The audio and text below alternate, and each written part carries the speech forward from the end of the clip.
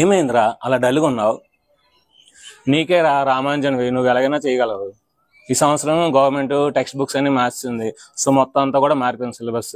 So ఏమీ అర్థం అవ్వట్లేదు, ఏం చేయాలో అర్థం అవ్వట్లేదు నాకు. టెన్షన్ ఎందుకు దండగా, మన గౌరీ సార్ ఉండగా. సో అందుకని మనకి ఏంటంటే ఈ సంవత్సరం 6th క్లాస్ నుండి 9th క్లాస్ వరకు సో మొత్తం గవర్నమెంట్ టెక్స్ట్ బుక్స్ అన్ని కూడా మారాయి కనుక సో 6th నుండి 9th క్లాస్ వరకు ఉన్న మ్యాథమెటిక్స్ లోని కాన్సెప్ట్, అన్ని ఎక్సైజ్ ప్రాబ్లమ్స్, అన్ని example problems, try this do this మొత్తం అన్ని సమ్స్ కూడా మన ఛానల్లో సారు ఈ సంవత్సరం మనకి ఎక్స్ప్లెయిన్ చేయబోతున్నారు కనుక సో నువ్వు దేని గురించి వరి అవ్వద్దు. కాబట్టి ఛానల్ని సబ్స్క్రైబ్ చేయండి, లైక్ చేయండి. Hi friends, welcome to Gauri smart channel.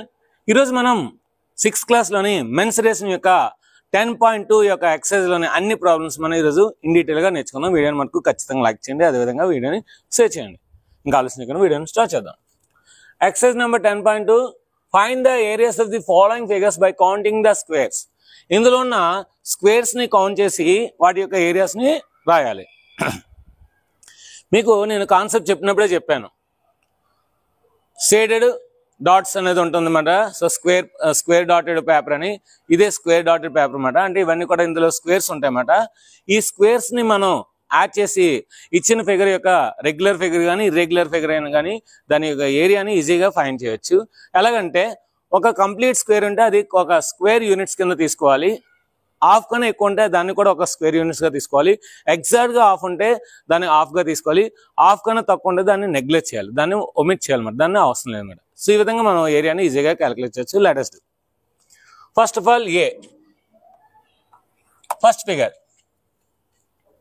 చూడండి, ఇక్కడ మీకు ఆరెంజ్ కలర్ లో కనిపిస్తుంది ఒక స్క్వేర్ మాట. ఈ స్క్వేర్ ఏంటంటే ఇక్కడ ఒక ఫుల్ స్క్వేర్ ఉంది, ఇక్కడ ఒకటి ఉంది, ఇక్కడ ఒకటి ఉంది. అంటే 1 2 3 4 5 6 7 8 9 టోటల్ గా ఈ స్క్వేర్ లోని 9 స్మాల్ స్క్వేర్స్ ఉన్నాయన్నమాట. కనుక 9 square units answer. 9 square units. First figure యొక్క ఏరియా ఎంత? 9 స్క్వేర్ యూనిట్స్. ఎందుకంటే ఆ స్క్వేర్ లోని చిన్న స్క్వేర్స్ 9 కంప్లీట్ గా ఉన్నాయన్నమాట. 9 కంప్లీట్ గా ఉన్నాయి కనుక ఒక స్క్వేర్ యూనిట్స్ గా తీసుకుంటాం కనుక మొత్తం 9 ఉన్నాయి కనుక 9 స్క్వేర్ యూనిట్స్ గా తీసుకోవాలి. Next second figure B.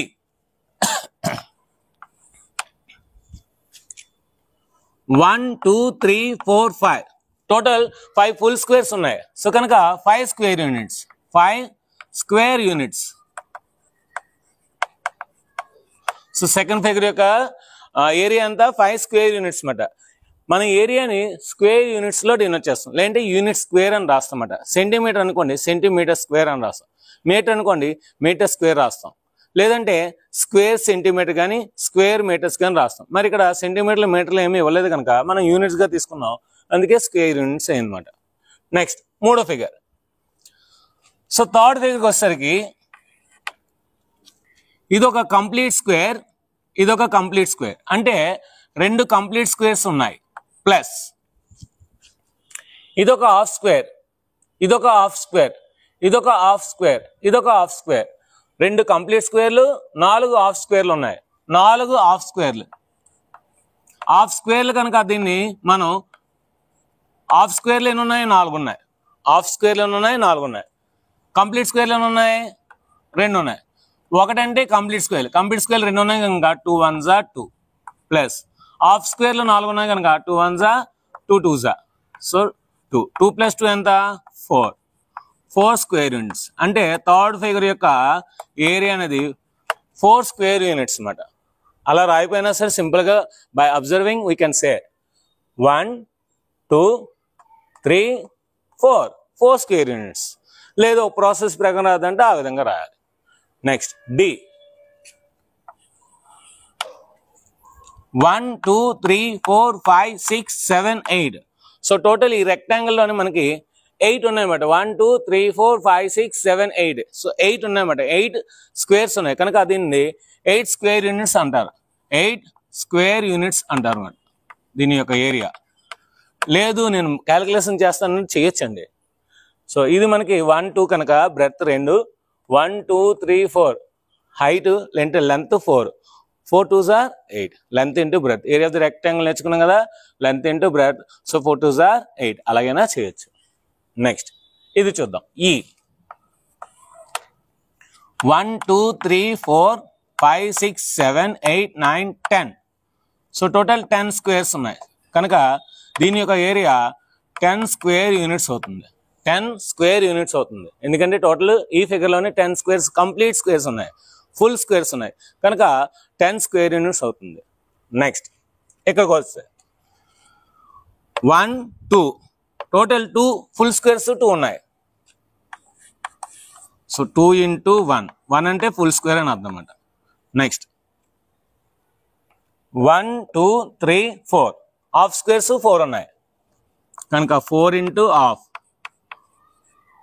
2 1s are 2, 2 1s are 2 2s are. So 2 2 plus 2 ఎంత 4 4 స్క్వేర్ యూనిట్స్. ఆ ఫిగర్ యొక్క ఏరియా ఎంత 4 square units. Next G 1 2 3 4 full squares 4 ఉన్నాయి ప్లస్ హాఫ్ స్క్వేర్ చూద్దాం 1 2 3 4 కనుక 4 into half. 2 1s are 2 2s are అంటే 4 plus 2 that is equal to 6 square units. 6 square units. So G అయిపోయింది. Next H హ్యాపీగా count చేసుకోవచ్చు 1 2 3 4 5. So total 5 squares ఉన్నాయి. మీ text book లో మీరు కౌంట్ చేసుకుని కావాలంటే 1 2 3 4 5. సో కనుక హెచ్ అనేది 5 square units. 5 square units. Next I కూడా 1 ఫస్ట్ 5 కౌంట్ చేద్దాం 1 2 3 4 5 6 7 8 9. సో ఐ అనేది ఏంటి టోటల్గా 9 ఉన్నాయి. So 9 square units. 9 square units. Next జే ఇది కంప్లీట్, ఇది కూడా కంప్లీట్. సో అంటే 2 కంప్లీట్గా ఉన్నాయి. 2 into 1 plus half squares 1 2 3 4 4 half squares. 4 into half. So 2 1s are 2, 2 1s are 2 2s are 2. So 2 plus 2 4 square units. 4 square units.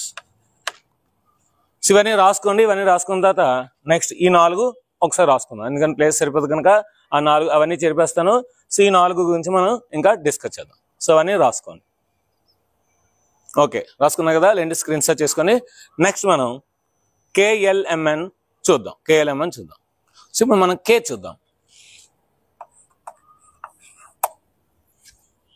కేకి వచ్చేసరికి 1 2 3 4.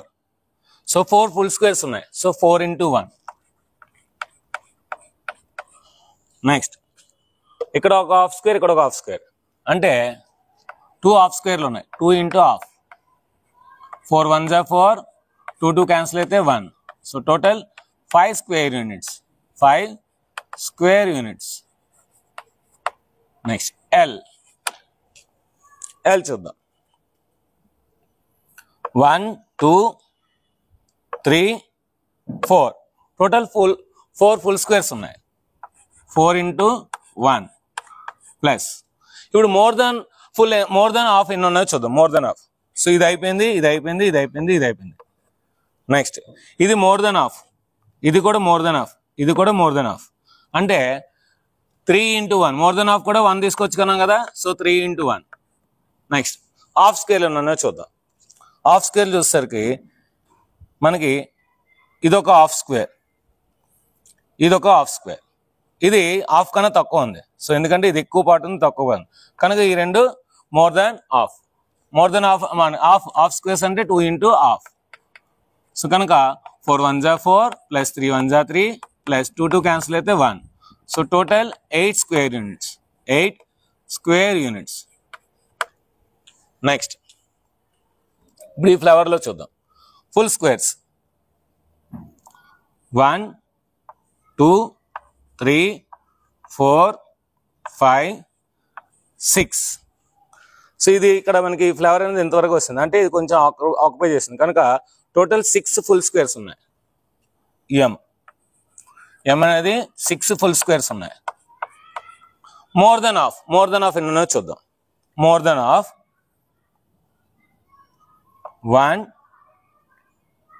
2 3 4 5 రౌండ్ చుట్టూ more than half 6 7 8 so more than half అనేవి మనకి 8 ఉన్నాయి. So కనుక అది కూడా ఇంటూ 1 తీసుకోవచ్చు. కనుక 6 1 జా 6 ప్లస్ 8 1 జా 8 that is 14 square units. 14 square units. మీరు టెక్స్ట్ బుక్లో బాగా అబ్జర్వ్ చేయండి, ఇదే విధంగా అబ్జర్వ్ చేయండి, మీకు ఆన్సర్ అనేది ఈజీగా వస్తుంది. Next last some n full squares 1 2 3 4 5 6 7 8 9. So total 9 full squares ఉన్నాయి. 9 into 1 హాఫ్ స్క్వేర్ చూద్దాం. మోర్ దెన్ హాఫ్ చూద్దాం. మోర్ దెన్ హాఫ్ వచ్చేసరికి 1 2 3 ఇది లేదు 4 5 6 ఇది లేదు 7 8 9. సో టోటల్ దాని చుట్టూ 9 ఉన్నాయి. 9 into 1 మోర్ దెన్ హాఫ్ అనేది 9 into 1. సో 9 1 జా 9 ప్లస్ 9 1 జా 9. So 9 plus 18. So 18 square units. 18 square units. So ఈ విధంగా ఇచ్చిన ఫిగర్స్ని మనం జాగ్రత్తగా అబ్జర్వ్ చేసి అది ఫుల్ స్క్వేర్ ఉందా, more than half of the square ఉందా, లేదంటే హాఫ్ ఉందా, లేదంటే హాఫ్ కన్నా తక్కువ ఉందా, మనం జాగ్రత్తగా అబ్జర్వేషన్ చేస్తే ఏ రెగ్యులర్ ఫిగర్ అయినా ఏ ఇర్రెగ్యులర్ ఫిగర్ అయినా సరే దాని ఏరియాని మనం కట్టచ్చు అన్నమాట. సో ఇది ఫ్రెండ్స్ ఎక్సర్సైజ్ నెంబర్ 10.2లోని మొత్తం అన్ని ప్రాబ్లమ్స్ మీకు 10 నిమిషాల్లో మీకు బాగా అర్థమైంది అనుకుంటున్నాను. నెక్స్ట్ మనం 10.3లో కలుసుకుందాం.